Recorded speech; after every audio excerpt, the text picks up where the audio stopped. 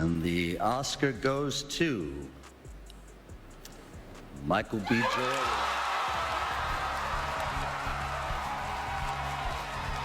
Baby, I thought we would all be celebrating Michael B. Jordan's Oscar win, but apparently there are people who think he did not deserve it. And the reason literally had my jaw on the floor. Y'all are really saying that he's not black enough? And guess who I've heard shares this same sentiment and has been saying all sorts of nasty things behind MBJ's back? Steve Harvey, allegedly. See, I gotta be real careful because Lori, boy, she be in my...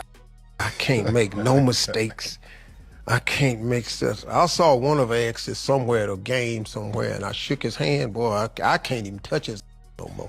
I better not acknowledge him or look at him or nothing no more. So I'm off limits. If you are ex, your is my ex too. That's the rule. The rule in our house is any boy that's an ex, he's now my ex too.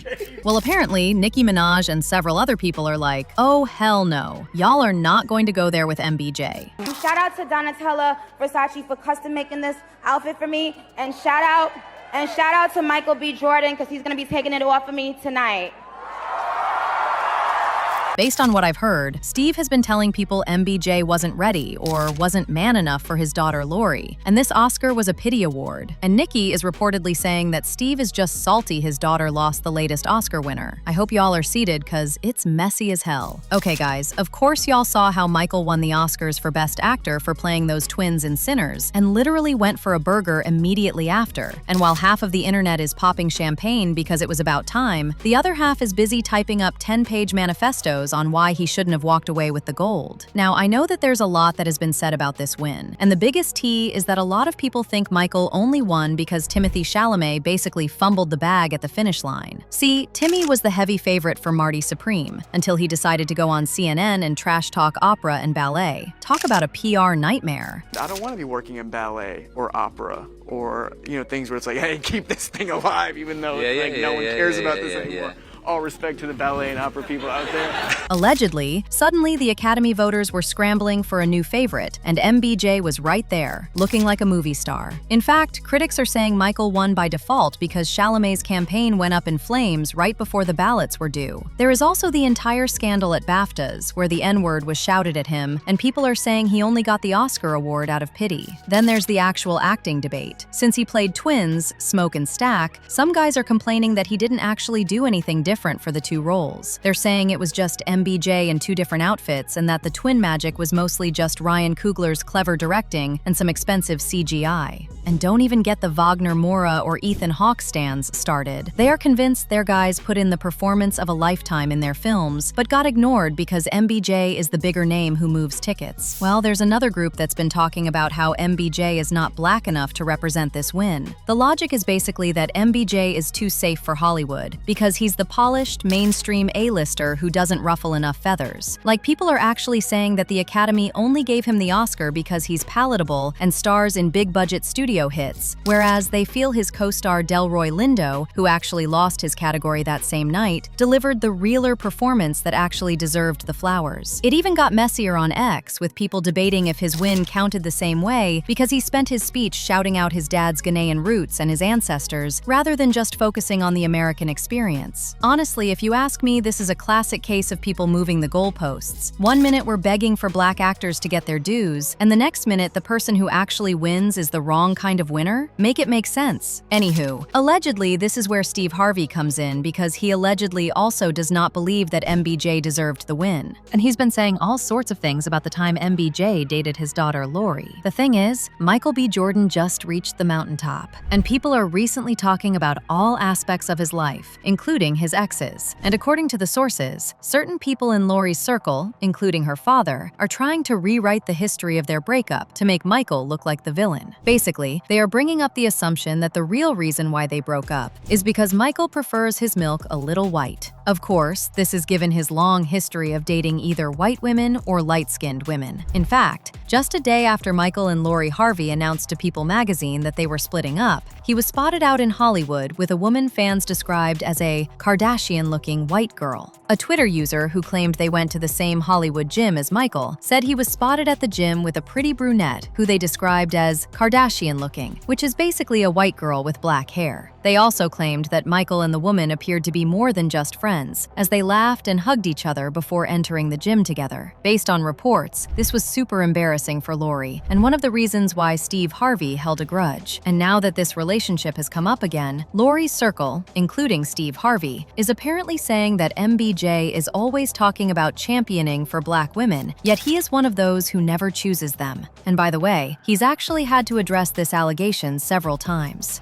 What's the craziest rumor you've ever heard about yourself? That I don't date Black women. Yes, I'm on vacation right now, okay? I'm traveling around. And newsflash, okay? All right? Yeah.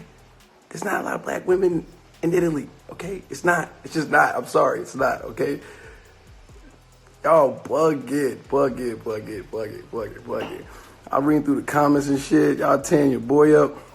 It's too much, man. Y'all doing too much, all right? Well, whether or not it's true, people are also saying that Steve Harvey should be the last person to talk about Michael B. Jordan because he literally sold his daughter out for years to different men, including Diddy. For those who recall, they were rumored to be together after they were pictured together numerous times in Italy, Mexico, New York City, and Atlanta during their romance. First of all, it was very weird that Lori dated father and son, even though she denied dating both Diddy and Justin. Secondly, something else is that to a lot of people, it just didn't make sense how Steve and Marjorie were okay with that relationship, considering their age difference and Diddy's history. Like, Diddy even took Steve and Marjorie on vacation with Lori, and they were all loved up right in front of them, yet they knew the kind of man he is. I mean, someone like Gina even said in her interview with Tasha K that Diddy had X-rated photos of Lori and several of them together on his phone. He had shown me a picture of me and him, the first pic that we ever took, and I was like, you should save that as your screensaver. So he was like, I don't know how. So I was trying to show him, and I saved the picture to his photo album on his phone, and then I clicked on the photo album to set it as a screensaver, and I saw a picture of him and Lori, the same exact pose. What do you mean? I mean, the same exact pose that he took with me. Okay. And he did the same with Lori. Were they clothed or not? No. They weren't clothed? No. Lori Harvey.